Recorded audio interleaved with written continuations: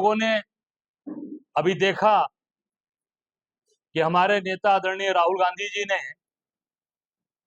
कल जो उन्होंने बात कही कि आज देश के अंदर आर्थिक तूफान आने वाला है, आर्थिक स्थितियां दिन प्रतिदिन खराब हो रही हैं और हमारे देश के प्रधानमंत्री जी मेलोनी को मेलोडी टॉफी खिलाकर रील बनवा रहे हैं और रील चलवा रहे हैं, पूरे देश में दिखा रहे हैं कि नहीं हम मेलोडी टॉफी खिला रहे हैं।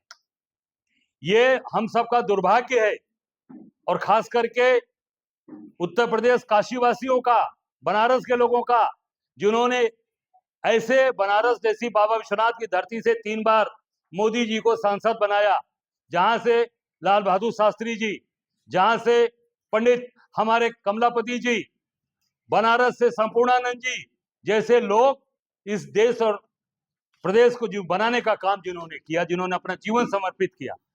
लाल बहादुर शास्त्री ने कहा था अन्न अन्न नहीं है तो एक समय लोग भोजन छोड़ दें, और खुद स्वयं उन्होंने उसका पालन किया, अपने भोजन छोड़ा, अपने परिवार को अन्न ग्रहण कराना छोड़ाया। फिर देशवासियों से अपील की, एक तरफ प्रधानमंत्री जी अपील करते हैं सोना मत खरीदो, सोना 1 साल बाद खरीदिए, विदेश मत जाइए घूमने और डीजल पेट्रोल की बचत करिए, और कुछ दिन, एक दिन बाद विदेश जा रहे हैं और जाकर मेलोनी के साथ मेलोडी टॉफी उनको खिला रहे हैं। देख सकते हैं देश का दुर्भाग्य। हमारे नेता ने कहा कि पूरी तरीके से संविधान की हत्या ये कर रहे हैं, संविधान को बर्बाद कर रहे हैं, और जो उन्होंने कहा कि ये गद्दार हैं, मैं दावे के साथ कह सकता हूं जो राहुल जी ने कहा कि नरेंद्र मोदी गद्दार हैं, गद्दार है अमित शाह, गद्दार है आरएसएस, ये साबित करता है। आपको इसका मैं उदाहरण के तौर पे बताना चाहूंगा। जब मोदी 2014 में चुनाव लड़ने आए बनारस, उस समय उन सारे लोगों ने मुझसे प्रयास किया कि मैं उनके साथ उनका समर्थन कर दूं, उनके साथ मिल जाऊं और कांग्रेस को छोड़कर भारतीय जनता पार्टी में उनके साथ खड़ा हो जाऊं। पर हम सब लोग महादेव के भक्त हैं, बाबा विश्वनाथ के, अवघड़ दानी बाबा, तो अवघड़ी हम लोग भी हैं कि हम लोग उस तरीके से कोई जमीर नहीं खरीद सकता, कोई वजूद नहीं गिरा सकता हमारा।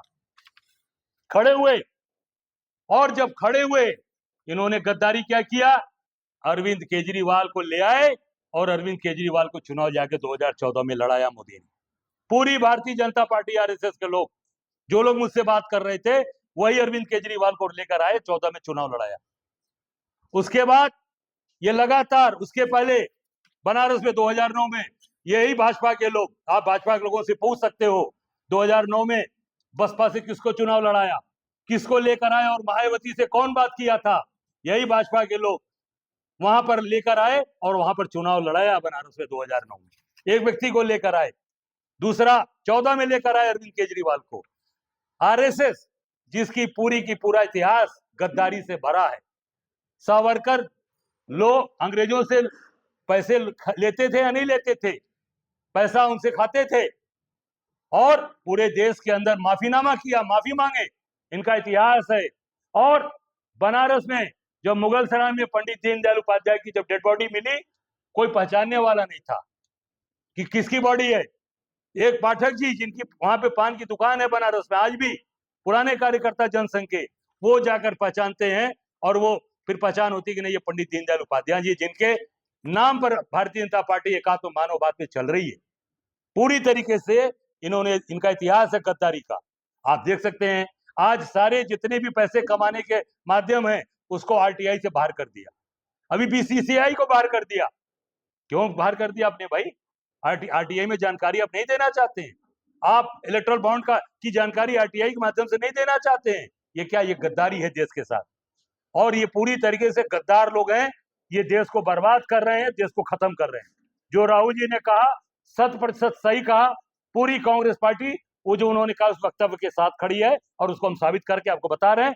आप भारतीय जनता पार्टी किसी नेता से पूछ सकते हैं कि 2009 में किसको लेकर आए थे भाजपा के लोग बनारस में चुनाव लड़ाने, बसपा से, और अरविंद केजरीवाल को 14 में कौन लेकर आया था, ये बता दें भाजपा के लोग। मैं प्रमाण के साथ कह रहा हूं आपको। और आने वाले जितने भी काम है वो भारतीय जनता पार्टी ने आज आप एक तरफ कहते हो कि पेट्रोल मत यूज करो, एक तरफ आप कहते हो कि सोना मत खरीदो, और देश का प्रधानमंत्री अगले दिन विदेश यूरोप के टूर में जाकर घूम रहा है और मेलोनी को टॉफी खिला रहा है।